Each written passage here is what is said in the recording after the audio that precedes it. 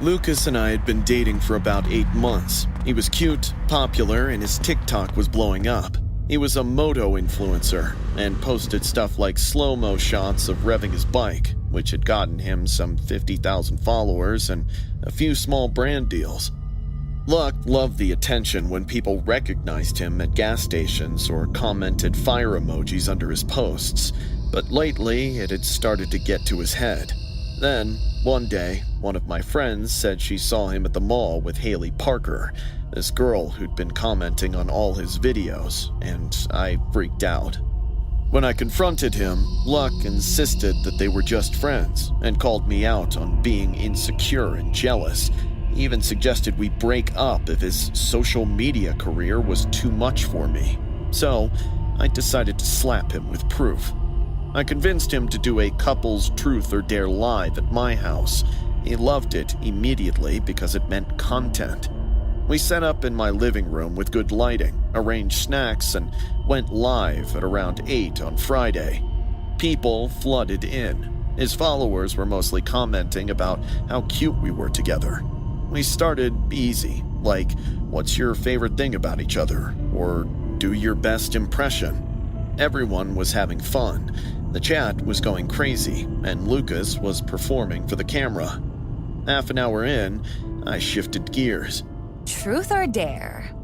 I asked playfully. He grinned at the camera. Truth, I've got nothing to hide. The comments exploded with suggestions. I ignored them all.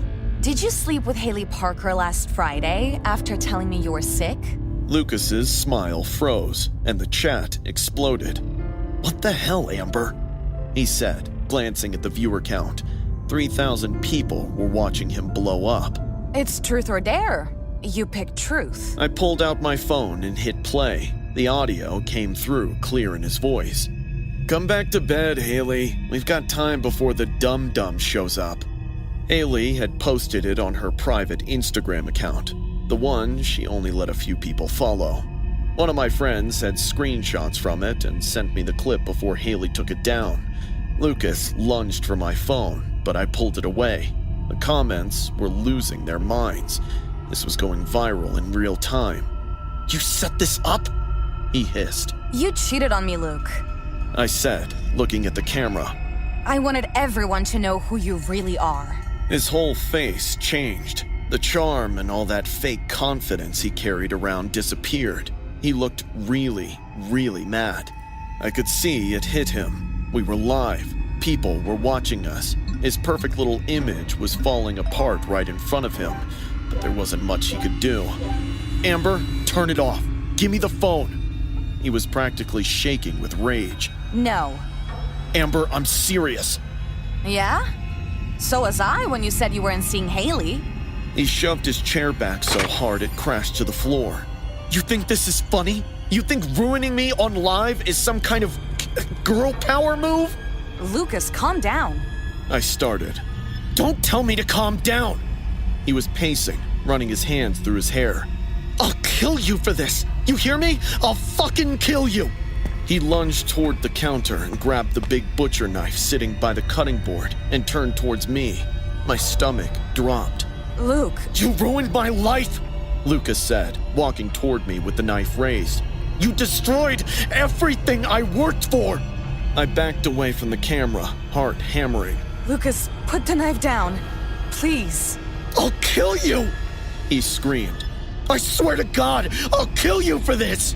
I turned and sprinted toward the door, but he was right behind me. I could hear his footsteps, his breathing, and his voice screaming. The camera was still live and recording everything. 3,000 people were watching me run for my life. I made it to the front door but couldn't unlock it fast enough. Lucas grabbed my shirt and yanked me backward. I screamed. He swung the knife at my face. I slammed my arm up and felt it cut me. I screamed as hot blood ran down my elbow. You destroyed me! He was crying now as he raised the knife and came again. Everything I worked for is gone! They hate me! I grabbed a lamp off the table and swung it at him. It hit his shoulder and he stumbled back. The knife swung wild and caught my side, just below my ribs. Pain exploded through me. Then, the door burst open. My friends crashed through. Tyler tackled Lucas in the side and they both went down. The knife skittered across the floor. Maya jumped on Lucas's back while Jake pinned his arms. Lucas was still screaming and fighting. "Get off me! I'll kill all of you! She ruined everything!" Jake's girlfriend had her phone out.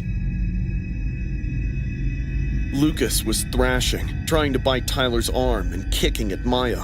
It took all three to hold him until the police arrived. When the cops got there, Lucas was still screaming threats. They had to cuff him while he yelled about his followers and career. As they dragged him to the patrol car, he looked back at me. "You think this is over?" he shouted. "I'll come for you when I get out. You're dead, Amber. You hear me? You're dead!" The live stream had stayed on the entire time. By morning, it was everywhere. Lucas was charged with assault, terroristic threats, and attempted murder.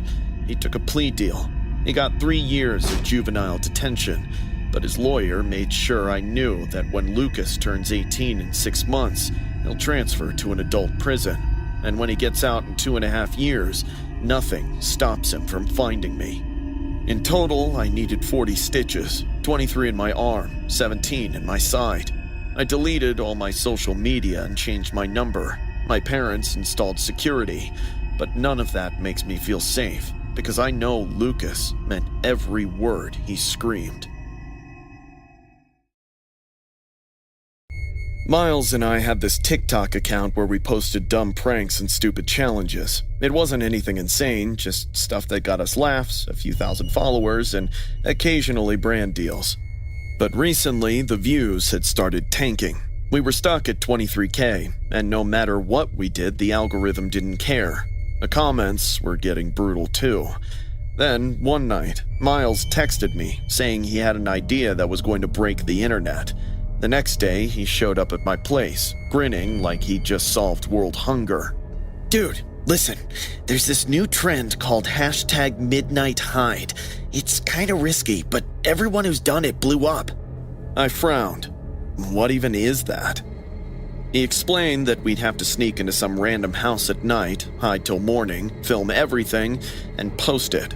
It sounded stupid and dangerous, but we were 16, and when you're 16 and chasing views, stupid feels like an adventure too.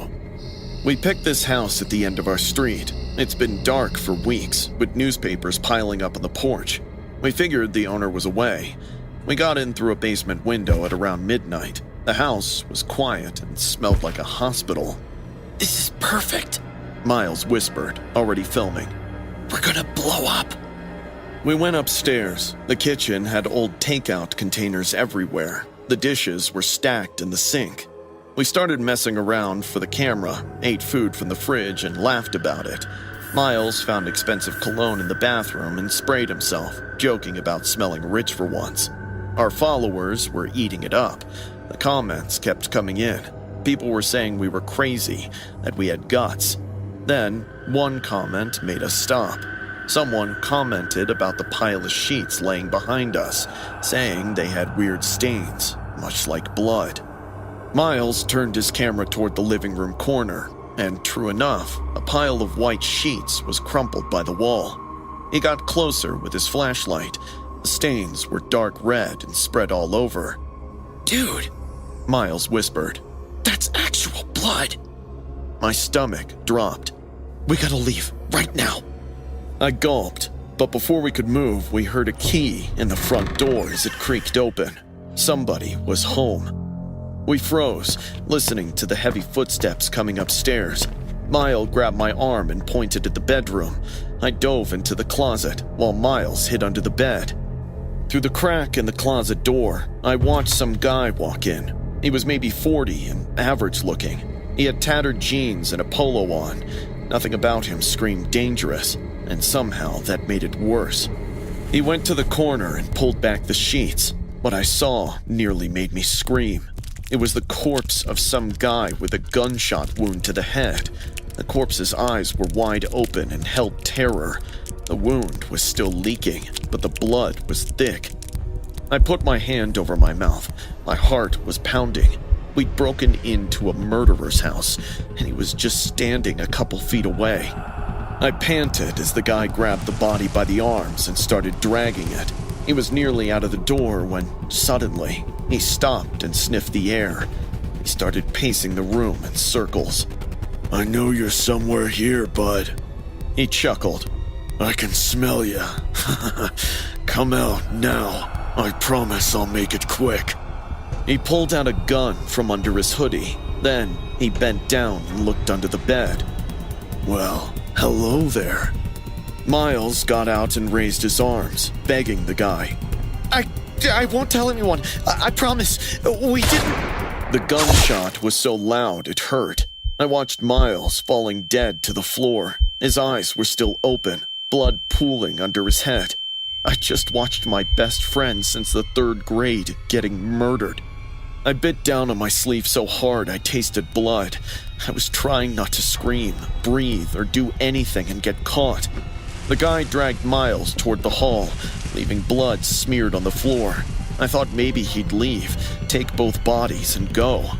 But he stopped in the doorway one more time. "Wait a minute. Did he say we?" he muttered. He turned back and started checking everywhere, behind the door, the dresser. He was getting closer to the closet. His hand touched the closet door, and he started opening it. I didn't think. I pushed out hard, slamming the door into his face. He stumbled, and I bolted. He shouted at me, then fired twice. The bullets hit the wall, missing my head. I stormed down the stairs, hit the front door, and ran for my life. I didn't stop till I was 3 blocks away. I couldn't breathe. My legs were shaking. Somehow, I called 911. The cops found 2 bodies right where I'd seen them. Shockingly, the first one was the actual owner of that house, David Matthew, who had been missing for 2 weeks. And then there was Miles still lying limp in the doorway, holding his phone, which had recorded everything, including his death. The killer got out the back while I was running. They caught him 3 days later at his mom's house, packing to leave the state. He was David Matthews' business partner. They had some feud over money, and the guy killed him. David was shot dead that same day, in the morning, and later hidden under the piles of bed sheets until his killer figured out how to get rid of it. We walked right into it. Miles's funeral was last week. His mom wouldn't look at me. She knows it wasn't my idea to do the challenge, but I surely was a partner in crime. I deleted TikTok, but I still see Miles every time I close my eyes and see his arm going limp. I still hear that gunshot. The comments on that final video before the cops took it down were the worst. People were saying it was fake. We staged it for views. They didn't believe it was real, even with Miles bleeding out on camera. That's what we wanted, though, right? To go viral and get views. We got it, at the cost of Miles's life. In my junior year, we had this girl, Bianca, who basically ran the whole school. She was stupid pretty. Her parents had money, and she had like 5,000 TikTok followers, so she acted like she was famous or something. Bianca loved making people miserable, and her favorite target was Holly, this straight-A student who always read and never really bothered anyone. That afternoon, after gym, I was getting dressed when I heard Bianca's high-pitched voice echo through the locker room. She had her phone out and was probably live streaming on TikTok. Guys, you're not going to believe what I found in the showers. I looked over and saw Holly standing there in just a towel. She was frozen and shaking. Bianca had her phone pointed right at her as the comments rolled in. Nearly all of them were mean stuff about how Holly looked, her body, everything. Look at this, Bianca said, circling Holly with her phone. This is what happens when you're too busy being a nerd to care about how you look. Holly's face was bright red. She was trying to hold her towel tighter and make herself smaller. Tears were streaming down her face, but that didn't stop Bianca. Suddenly, she reached out and tried to yank the towel away. Holly screamed and somehow managed to pull it back with all of her strength. Bianca continued humiliating her like she always did. I don't know what came over me. I'd watched Bianca terrorize people for years and never said anything because I didn't want to be next. But watching Holly standing there sobbing while hundreds of people mocked her, something snapped. Enough. I said, stepping between them. Bianca turned the camera toward me. Look, everyone. Another loser here to defend the freak. I stared at Bianca. You need to stop.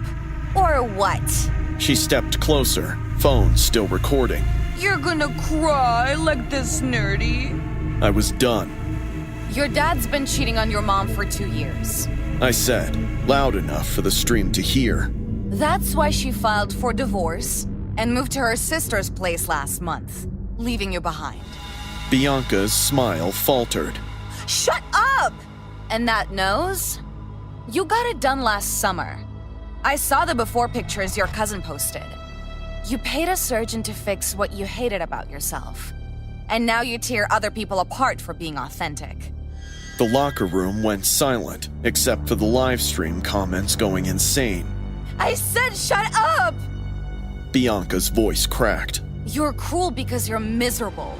You destroy people because you hate yourself. Her whole face transformed. The fake sweetness vanished and she was replaced by rage. She slapped me across the face so hard my vision blurred. The crack echoed through the locker room. You think you're better than me? She screamed. You and your broke father who can barely afford rent. She reached into an open locker and grabbed scissors, the kind from art class with long, sharp blades. She held them up to the camera. Her eyes were glowing like a wolf. Let's see how you look bald on TikTok. She grabbed my hair with her free hand and raised the scissors. That's when Holly screamed like a wounded animal and lunged at Bianca from behind. She shoved Bianca hard. Bianca stumbled, and the scissors clattered to the floor. What happened next happened in seconds. Holly bent down, grabbed the scissors, and charged at Bianca. Bianca tried to run, but Holly was faster. Holly, don't. I tried intervening, but she wasn't listening.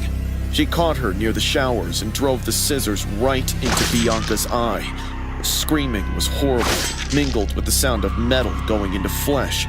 The live stream was still going, capturing everything. Blood poured down Bianca's face as she collapsed, but Holly didn't stop. She stabbed again and again at Bianca's neck, chest, and anywhere she could reach. Blood was everywhere, spraying across the tiles, pooling on the floor, splattered on the shower curtains. Holly was laughing like she had tasted victory while I screamed for help. Holly was still laughing when the police came, covered in blood, holding those scissors. They had to tackle her to get them away. She fought them the whole time, laughing and screaming and trying to get back to Bianca's body. The trial was brutal. Holly's lawyers argued temporary insanity from sustained psychological torture. The prosecution showed the TikTok live stream, all 13 minutes from Bianca's cruelty to Holly's attack. The comments were evidence too, thousands of people who'd participated in tormenting Holly. Holly was declared mentally unfit to stand trial. She's in a psychiatric facility now. The doctors say she had a complete psychotic break. I still go to the same school, but it's different. They banned phones in locker rooms, started anti-bullying programs, and brought in counselors. Bianca's parents tried to sue everyone. The lawsuits were dismissed. Every friendship day, I get a card from Holly with nearly identical message. You're the only friend who stood up. Thank you, Evie. Sometimes she draws flowers. Sometimes there are stains that might be tears. I visited her once. Holly seemed calm, medicated, but peaceful, until I mentioned Bianca's name. Then her eyes went distant, and that laugh started again. I don't think Holly regrets anything, but I can't stop thinking about that day. About Bianca's face when Holly came at her. The live stream is still out there somewhere. People downloaded it before it got taken down. I've seen it on gore sites and conspiracy forums. People are analyzing the footage, debating if it's real. Some use Bianca's death as entertainment. Just like she used Holly's humiliation to entertain herself. I still wake up screaming for help at night. My therapist says I witnessed a traumatic event and need to process it. But how do you process watching one person destroy another so completely that murder became the only option? Every friendship day, I get that card, and every time, I wonder if Holly knows what she did to me that day, if she understands that I see her standing over Bianca's body every time I close my eyes, if she knows that I'm trapped in that locker room too, just in a different way.